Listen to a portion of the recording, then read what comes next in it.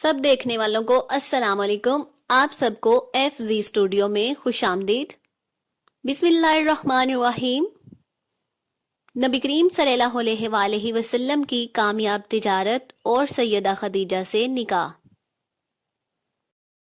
नबी करीम सल्लल्लाहु अलैहि वसल्लम सैयदा खदीजा का तिजारती काफिला लेकर 16 जिलहज्जा 596 को मक्का से शाम रवाना हुए। गर्मी का मौसम था और इस सफर में सैयदा खदीजा का गुलाम मैसरा भी आप सल्लल्लाहु अलैहि वसल्लम के साथ था। नबी करीम सल्लल्लाहु अलैहि वसल्लम के लिए इतने ज्यादा सामान के साथ तजारत का ये पहला तजर्बा है। कई हफ्तों के मुश्किल सफर के बाद काफिला मुल्क शाम के शहर बुसरा पहुंचा। नबी करीम सल्लल्लाहु अलैहि वसल्लम की जिम्मेदारी में तमाम मुलाजिम और मजदूर बहुत खुश थे।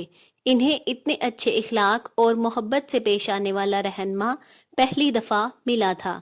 मैसरा तमाम रास्ते में नबी करीम सल्लल्लाहु अलैहि वसल्लम की खिदमत करता रहा। इसे ऐसी बातें देखने को मिली जो इससे पहले किसी सफर में नहीं देखी थी। वो समझदार था, खामोशी से सब कुछ देखता रहा। मैसरा पहले भी कई दफा सामान्य तजारत के साथ मुल्क शाम आता है, इसलिए यहाँ के लोग इसे जानते हैं। मैसरा की मुलाकात नस्तवार राहब से हुई।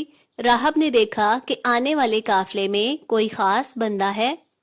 वो मैसरा से मिला और पूछा कि तुम्हारे काफिले में ये नौजवान कौन है।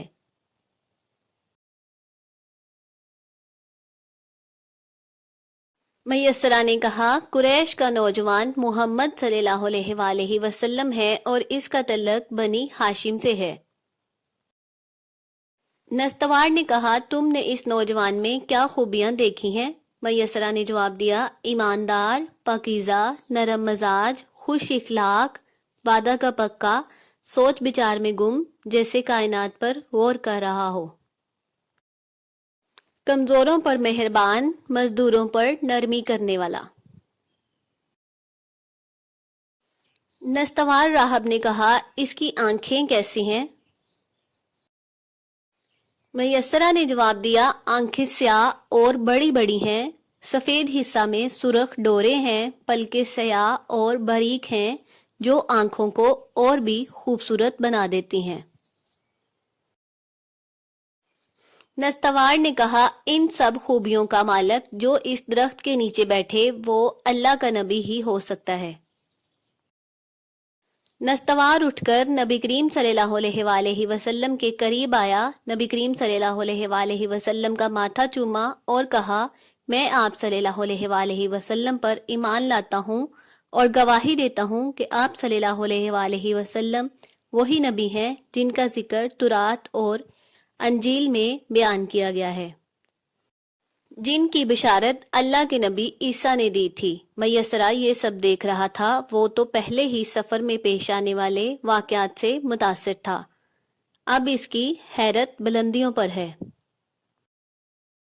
मैसरा ने ये बात अच्छी तरह ज़हन नशीन कर ली कि मोहम्मद सल्लल्लाहु अलैहि वसल्लम अल्लाह के नबी हैं। इसने रास्ता भर देखा कि नबी करीम सल्लल्लाहु अलैहि वसल्लम पर कोई साया किए हुए है ताकि धूप इन्हें तंग ना करे। नबी करीम सल्लल्लाहु अलैहि वसल्लम ने मक्का से लाया हुआ सामान तजारत बेच दिया। सामान जल्द और दुगनी कीमत में बिक गया। जो रकम वसूल हुई इससे मक्का में बिकने वाला सामान खरीदा और वापसी के सफर की तैयारी की। वापसी का सफर भी खैरियत से गुजरा। काफिला मक्का से कुछ फासले पर था तो नबी करीम सल्लल्लाहु अलैहि वसल्लम ने मैसरा से कहा, तुम आगे आगे जाओ और खदीजा को कामयाब तजारती सफर की खबर सुनाओ। नबी करीम सल्लल्लाहु अलैहि वसल्लम इतने बड़े तजारती काफिला के पहले तजर्बे में कामयाब लौटे। सैयदा खदीजा इंतजार में हैं। जब काफिला मक्का में दाखिल हुआ तो सैयदा खदीजा इसे देख रही हैं। इन्होंने भी देखा कि नबी करीम सल्लल्लाहु अलैहि वसल्लम पर कोई साया किए हुए है। نبی کریم صلی اللہ علیہ وآلہ وسلم نے اپنے گھر جانے کی بجائے تجارت کا حساب نپٹانا زیادہ ضروری سمجھا۔ سیدہ خدیجہ کی توقع سے دگنا منافع حاصل ہوا ہے۔ سیدہ نے نبی کریم صلی اللہ علیہ وآلہ وسلم سے طے کیے گئے منافع سے زیادہ حصہ دیا۔ شام سے تجارت کے لیے لائی جانے والی چیزوں میں بھی بہت منافع ہوا۔ میسرہ نے سیدہ خدیجہ کو سفر میں پیش آنے والے واقعات، نبی کریم صلی اللہ علیہ وآلہ وسلم کی کاروباری مہارت اور لوگوں سے حسن سلوک کے بارے میں تفصیل سے بتایا۔ میسرہ نے نستوار راہب سے ہونے والی گفتگو کے بارے میں بھی بتایا اور آپ صلی اللہ علیہ وآلہ وسلم کے آخری نبی ہونے کے بارے میں بھی بتایا۔ سیدہ خدیجہ میسرہ سے نستوار کی باتیں سننے کے بعد اپنے چچا زاد ورقہ بن نوفل کے پاس گئیں۔ ورقہ بن نوفل آسمانی کتابوں کے عالم ہیں۔ سیدہ خدیجہ نے نستوار کی بتائی ہوئی باتیں ورقہ کو بتائیں۔ ورقہ نے بات سن کر کہا، خدیجہ، جو کچھ تم نے بیان کیا ہے اگر یہ سچ ہے تو یقیناً محمد صلی اللہ علیہ وآلہ وسلم اس امت کے نبی ہیں۔ میں پہلے ہی جانتا تھا کہ اس امت میں ایک نبی آنے والا ہے جس کا انتظار ہو رہا ہے، بے شک یہ اسی کا زمانہ ہے۔ اتنی خوبیاں، خوبصورتی اور کاروباری مہارت سیدہ کے دل میں گر کر گئی۔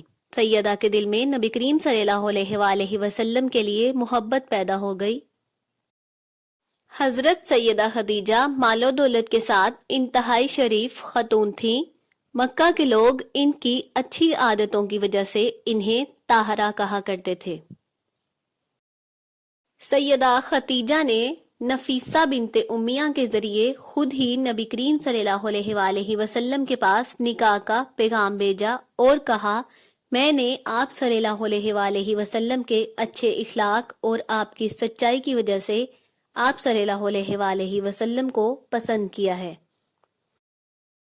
نبی کریم صلی اللہ علیہ وآلہ وسلم نے اس رشتے کو اپنے چچا ابو طالب اور خاندان کے دوسرے بڑوں کے سامنے پیش کیا۔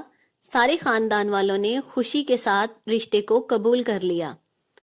نکاح کی تاریخ مقرر ہوئی اور نبی کریم صلی اللہ علیہ وآلہ وسلم اپنے چچاؤں اور خاندان کے دوسرے لوگوں کے ساتھ اپنی بارات لے کر سیدہ خدیجہ کے گھر تشریف لے گئے اور نکاح ہوا۔ یوں سیدہ خدیجہ اور ہمارے پیارے نبی حضرت محمد مصطفیٰ صلی اللہ علیہ وآلہ وسلم کی شادی ہو گئی۔ نکاح کے وقت نبی کریم صلی اللہ علیہ وآلہ وسلم کی عمر مبارک 25 سال اور سیدہ خدیجہ کی عمر تقریباً 40 سال تھی۔ اس نکاح سے پہلے سیدہ خدیجہ کا 2 بار نکاح ہو چکا تھا اور وہ دونوں مرتبہ بیوہ ہو گئی تھیں۔ ان کے پہلے نکاح سے ان کی ایک بیٹی بھی تھی جس کا نام ہندا تھا۔